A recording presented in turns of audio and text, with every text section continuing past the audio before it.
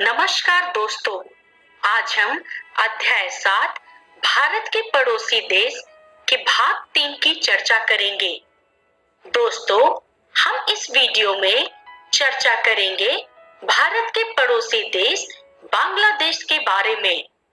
तो मित्रों, चलिए शुरुआत करते हैं भारत के पड़ोसी देशों से। दोस्तों, जैसे कि हम पहले ही चर्चा कर चुके हैं, भारत के मुख्य पड़ोसी देश हैं नेपाल, भूटान, बांग्लादेश, पाकिस्तान और श्रीलंका। दोस्तों, हमने नेपाल और भूटान की चर्चा अपने पिछले वीडियो में कर रखा है। तो इस वीडियो में दोस्तों हम भारत के पड़ोसी देश बांग्लादेश की चर्चा करेंगे। तो चलिए दोस्तों, शुरुआत करते हैं हम भारत के पड़ोसी देश बांग्लादेश से। दोस्तों, जब हम बात करते हैं बांग्लादेश की स्थिति की, तो ग्लोब पर बांग्लादेश 20 डिग्री एवं 97 डिग्री उत्तरी अक्षांश पर और 85 डिग्री एवं 93 डिग्री पूर्वी देशांतर के बीच में स्थित है। दोस्तों, वर्ष 1947 में भारत विभाजन के कारण बांग्लादेश को पूर्व पाकिस्तान के रूप में पाकिस्तान के हिस्से के रूप में घोषित किया गया था। दोस्तों, चलिए अब हम आगे बढ़ते हैं। आगे बढ़ते हुए हम भारत के पड़ोसी देश बांग्लादेश पे अपनी चर्चा को जारी रखेंगे। दोस्तों, 17 दिसंबर 1971 को बांग्लादेश को मुक्त अर्थात फ्री देश के रूप में घोषित किया गया और इसे बांग्लादेश का नाम दिया गया। दोस्तों, इसका कुल क्षेत्रफल 148,393 किलोमीटर है और इसकी आबादी 98% बंगाली समुदाय की आबादी है। चलिए दोस्तों, अब हम आगे बढ़ते हैं। आगे बढ़ते हुए अब हम भारत के पड़ोसी देश बांग्लादेश की चर्चा को जारी रखेंगे। दोस्तों, सन 2006 के अनुसार बांग्लादेश की कुल आबादी 15 करोड़ थी और यह जनसंख्या के आधार पे एशिया का 5वां सबसे बड़ा देश माना जाता है। मित्रों, जहां पे 83% जनसंख्या मुस्लिम धर्म की है। दोस्तों, बांग्लादेश में देश की 98% जनसंख्या बंगाली समुदाय की है। दोस्तों, बांग्लादेश की जनसंख्या घनत्व 880 व्यक्ति प्रति वर्ग किलोमीटर है। चलिए दोस्तों, अब हम आगे बढ़ते हैं। आगे बढ़ते हुए हम भारत के पड़ोसी देश बांग्लादेश पे चर्चा को जारी रखते हुए अब हम इसकी संरचना और स्थलाकृति की चर्चा करेंगे। दोस्तों, बात हम करते हैं बांग्लादेश की, तो बांग्लादेश मूल रूप से डेल्टाई क्षेत्र है और यह विश्व के सबसे बड़े डेल्टा अर्थात गंगा ब्रह्मपुत्र डेल्टा के मध्य में स्थित है। दोस्तों, इस मैदानी देश के अधिकतर भाग की ऊंचाई समुद्र तल से 25 मीटर से भी कम है। दोस्तों, डेल्टा क्षेत्र में इन नदियों की ढलान बहुत कम है, जिनके कारण इनके आसपास के भागों में पानी भर जाता है और मैदान प्रतिवर्ष नदियों द्वारा लाई गई मिट्टी की परतों से बनी होती है, जिसके कारण दोस्तों जहां पे पाई जाने वाली भूमि अत्यधिक उपजाऊ होती है। चलिए दोस्तों, अब हम आगे बढ़ते हैं। आगे बढ़ते हुए हम भारत के पड़ोसी देश बांग्लादेश पे अपनी चर्चा को जारी रखते हुए हम इसकी संरचना और स्थलाकृति की चर्चा करेंगे। दोस्तों, क्रॉस बाजार दुनिया का सबसे बड़ा बालुई बीच है। मित्रों, बांग्लादेश को मुख्य रूप से 9 भू आकृतिक में विभाजित किया गया है।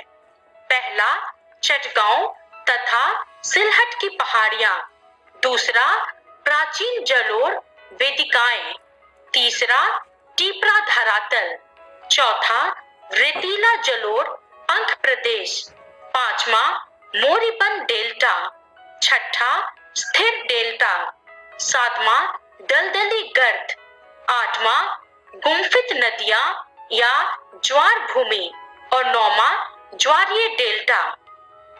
दोस्तों, चटगांव और सिलहट क्षेत्र में कम ऊंचाई वाली श्रेणियां फैली हुई हैं, जिनकी औसत ऊंचाई है 200 से 300 मीटर के बीच में।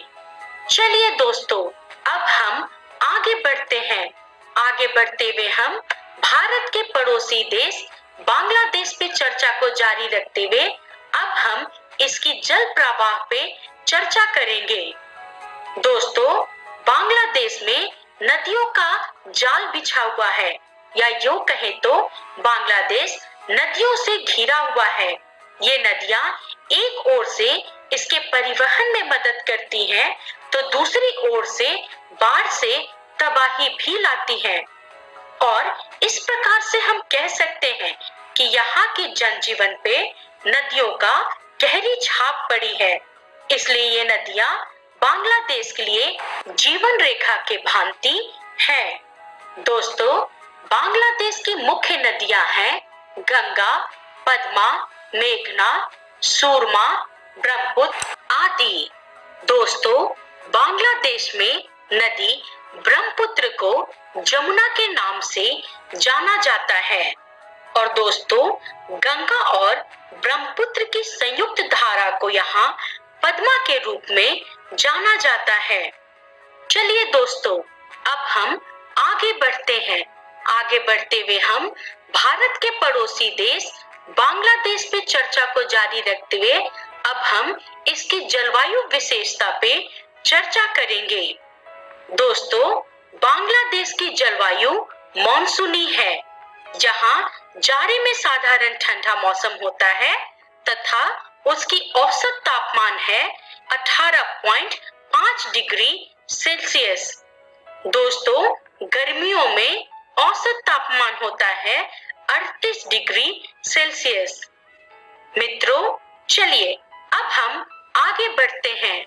आगे बढ़ते हुए हम भारत के पड़ोसी देश बांग्लादेश की चर्चा को जारी रखते हुए हम इसकी जलवायु विशेषता का और गहन अध्ययन करेंगे।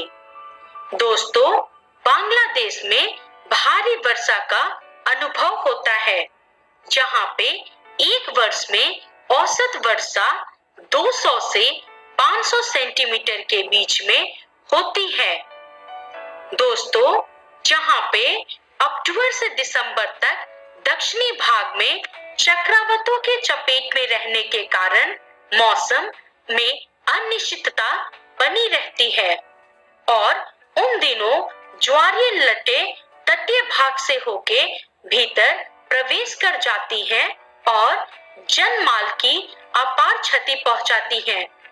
दोस्तों, तेज स्टॉर्म के साथ भारी वर्षा को आमतौर से बांग्लादेश में काल वैशाखी के रूप में जाना जाता है।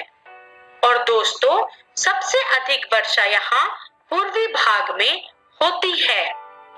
चलिए दोस्तों, अब हम आगे बढ़ते हैं। आगे बढ़ते हुए अब हम भारत के पड़ोसी देश बांग्लादेश की कृषि पे चर्चा करेंगे।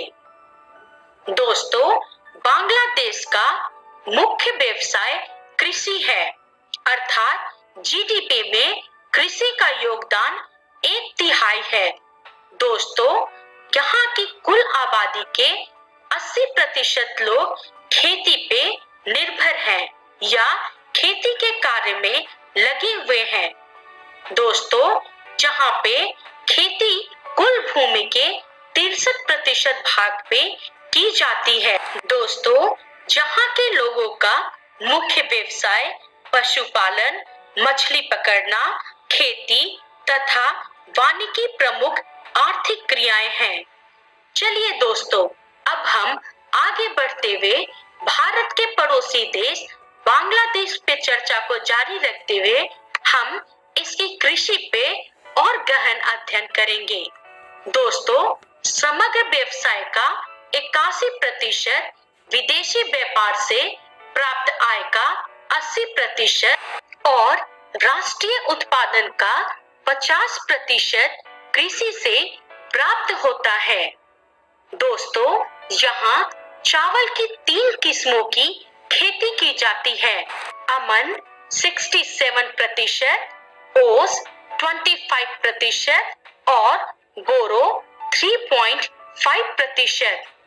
चलिए दोस्तों, अब हम आगे बढ़ते हैं।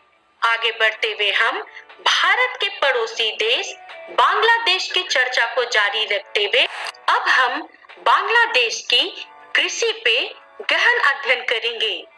दोस्तों, इस पाई चार्ट में हम देख सकते हैं कि बांग्लादेश में सबसे ज्यादा चावल का उत्पादन होता है, अर्थात चावल की खेती होती है, जिसका प्रतिशत है 82%। उसके बाद दूसरे नंबर पे फल, सब्जियां तथा अन्य वस्तुएं उत्पादित होती हैं, जो कि आते हैं 10% में। पूरे दुनिया का 6% जूट का उत्पादन बांग्लादेश में ही होता है। और दोस्तों, बांग्लादेश में गेहूं का उत्पादन 4% होता है। चलिए दोस्तों, अब हम आगे बढ़ते हैं। आगे बढ़ते हुए हम अपने भारत के पड़ोसी देश बांग्लादेश पे चर्चा को जारी रखते हुए अब हम बांग्लादेश की मृदा और वनस्पति पे चर्चा करेंगे। दोस्तों, बांग्लादेश मुख्य रूप से मैदानी देश है, जहां प्रति वर्ष बाढ़ के बाद नई मिट्टी की परत बिछती रहती है और इसी के कारण इसके एक बड़े भाग में उपजाऊ मिट्टी, दामोदर मिट्टी पाई जाती है। दोस्तों, बांग्लादेश के कुल क्षेत्र का 6.7% पे वन फैला हुआ है।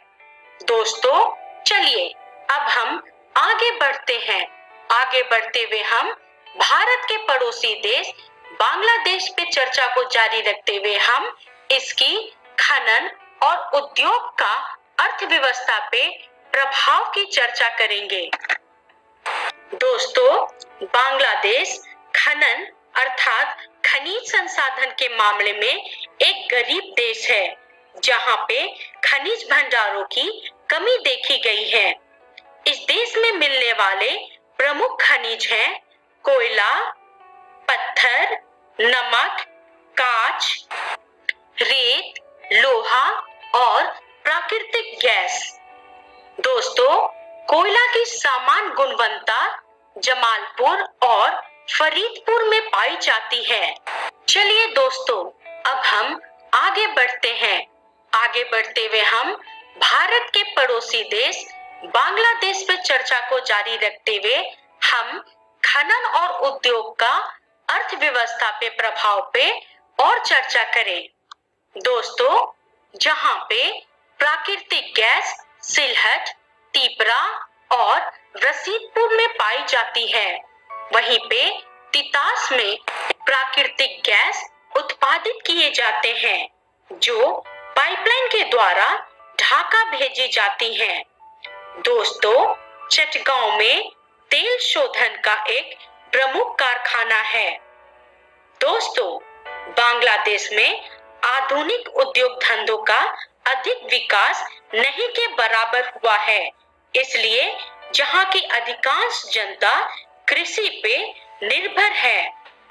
दोस्तों, राष्ट्रीय उत्पादन का केवल 10% ही उद्योग से प्राप्त होता है तथा 10% से कम आबादी उद्योग कार्यों में लगी हुई है। चलिए दोस्तों, अब हम आगे बढ़ते हैं। आगे बढ़ते हुए हम ये चर्चा करेंगे कि हमने इस वीडियो में सीखा भारत के पड़ोसी देश बांग्लादेश के बारे में और इसका रेफरेंस है भूगोल कक्षा 9 की पाठ्य पुस्तक। मित्रों, अगले वीडियो में हम चर्चा करेंगे भारत के पड़ोसी देश श्रीलंका के बारे में तब तक के लिए धन्यवाद।